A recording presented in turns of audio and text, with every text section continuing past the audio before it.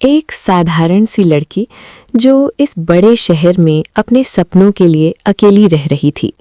दिन भर ऑफिस की भागदौड़, लोगों की भीड़, शोर, हंसी, बातें। लेकिन जैसे ही शाम होती वो अपने छोटे से कमरे में लौट आती, जहां सिर्फ खामोशी होती, दीवारें जो कुछ नहीं कहती और एक दिल जो बहुत कुछ कहना चाहता था। हर रात वो खिड़की के पास खड़ी होकर बाहर देखती। लोग अपने अपने घरों में खुश थे और वो बस एक खालीपन के साथ खड़ी थी। अध्याय 2, वो डरावनी रात। उस दिन मौसम बहुत खराब था।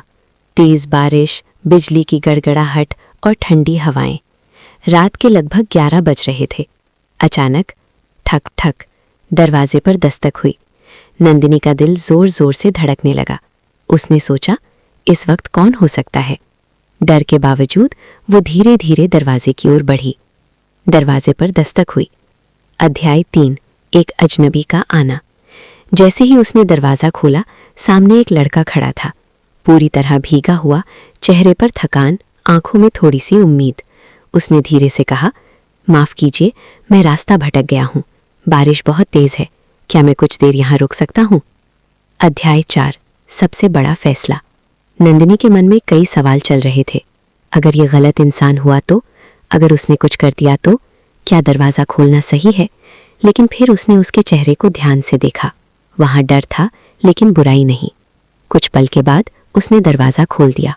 अंदर आ जाइए। अध्याय 5, अजनबी से अपनापन। लड़का अंदर आया। उसका नाम था आरव।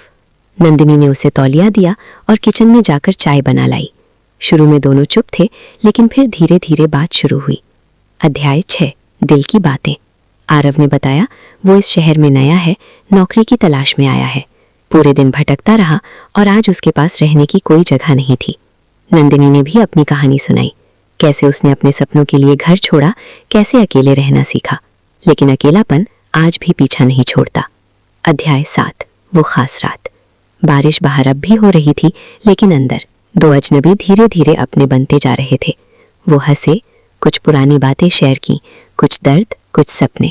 पहली बार नंदिनी को लगा कि कोई उसे समझ रहा है और आरव को लगा कि इस शहर में वो अकेला नहीं है।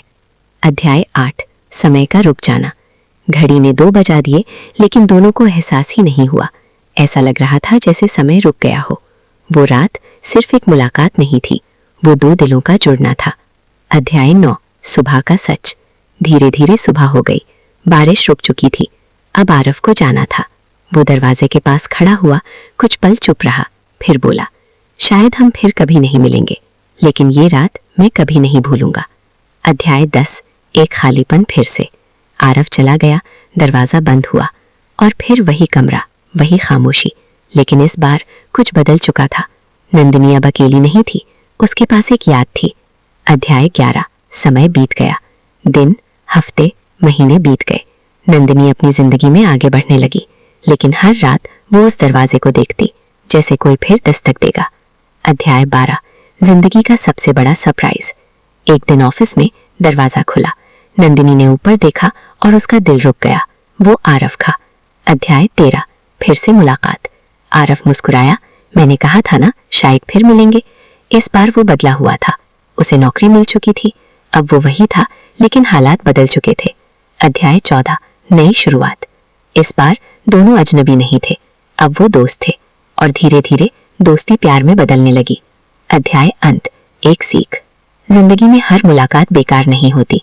कुछ लोग सिर्फ मिलने नहीं, बदलने आते हैं और कभी कभी एक रात ही पूरी जिंदगी बदल देती है।